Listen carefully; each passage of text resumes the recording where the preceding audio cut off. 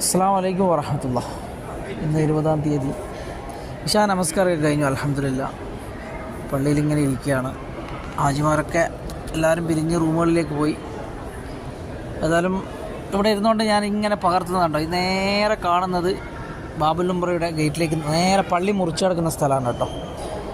ഏതായാലും അള്ളാഹുവിൻ്റെ അനുഗ്രഹം ഇന്നത്തെ ദിവസം നിങ്ങളിലൊക്കെ പെയ്തിറങ്ങട്ടെ. എല്ലാ പ്രയാസങ്ങളും ബുദ്ധിമുട്ടുകളൊക്കെ അള്ളാഹു മാറ്റിത്തരട്ടെ. നമ്മളുടെ കുറേ പേര് പ്രാർത്ഥിക്കാൻ പറഞ്ഞിട്ടുണ്ട്, പല പ്രയാസങ്ങളൊക്കെ പറഞ്ഞിട്ട്. പടച്ചവൻ്റെ എല്ലാ കാരുണ്യവും നിങ്ങളിലുണ്ടാവട്ടെ. അതുപോലെ അസുഖങ്ങളുമായിട്ട് ബന്ധപ്പെടുത്തിയിട്ട് കുറേ പേര് ദുആ ചെയ്യാൻ പറഞ്ഞിട്ടുണ്ട്. അവർക്കൊക്കെ വേണ്ടി ദുആ ചെയ്തിട്ടുണ്ട്.